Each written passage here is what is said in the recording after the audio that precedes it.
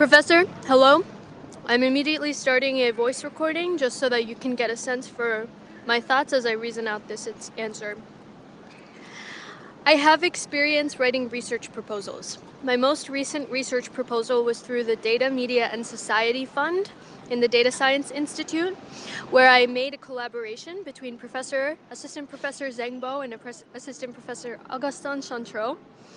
And I proposed that we build a climate feedback dataset on Columbia's buildings. Because, a short background on that, some of Columbia's buildings are older than ever, they're beautiful. Other ones of Columbia's buildings are younger than ever, they're very new. And they're all inadequately prepared for the climate, which is more unpredictable than ever.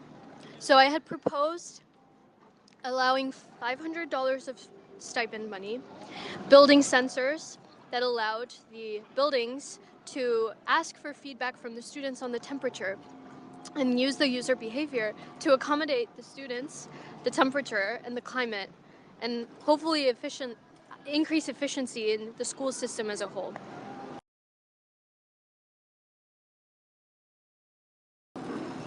In order to do this project, I conducted interviews with both Assistant Professor Chantreau and Professor Zhou, and I was able to persuade them to be my academic advisors in this project. Unfortunately, I did not receive the funding, and I had some personal reasons for why I stepped away from the project about 2 weeks ago. But should it have gone on, I would have written a literature review and hopefully made a publication. I have previously written literature reviews for my undergraduate classes in computational and corpus linguistics, very academic linguistic papers.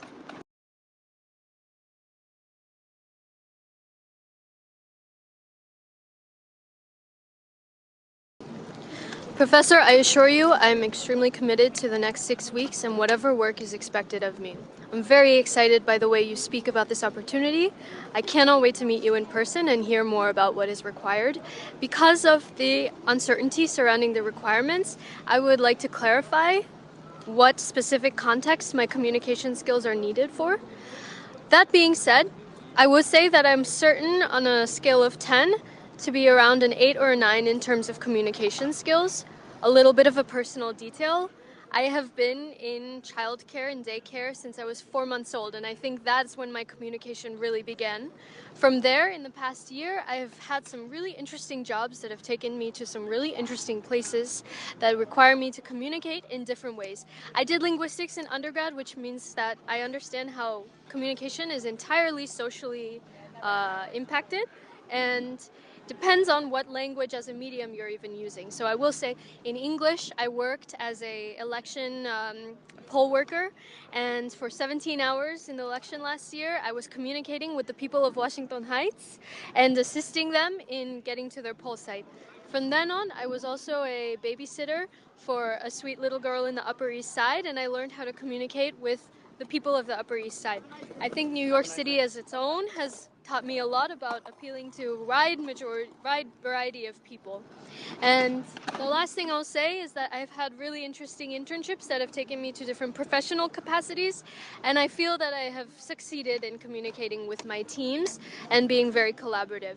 So that's a little bit more of background about me. You let me know if this works for you.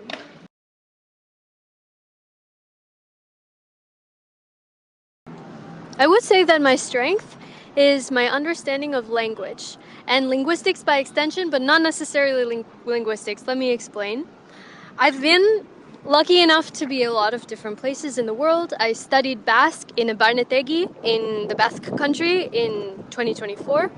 I'm in New York. My parents are Assamese and Bengali, so I go to Jackson Heights. I can go from Jackson Heights to West Village and be able to talk to people along the way, right?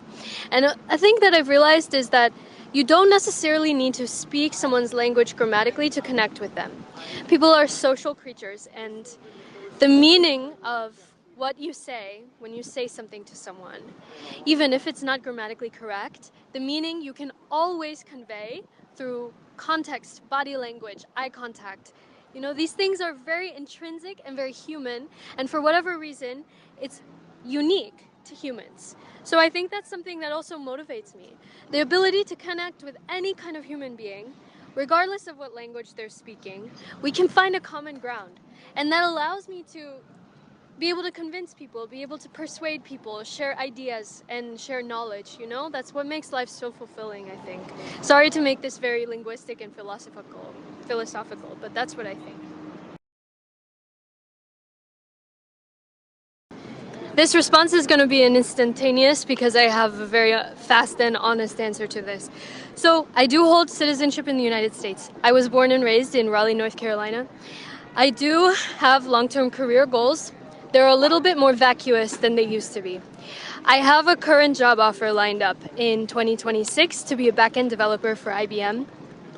It's exactly what I did for undergrad and exactly what I did for my master's to be able to achieve in this job market. I'm very grateful and everything, you know, but it doesn't really excite me, and I'm looking for jobs that allow me to connect with interesting people. I know that's a little bit of a non-answer, but I have a feeling you have a better idea of what that can look like than I do. And the purpose of my master's is to, of course, be at Columbia and soak in as much as I can, but also be in New York and understand what kind of interesting, specific jobs only exist in this city. Because I think the people of the city are beautiful, and I want to stay in the city.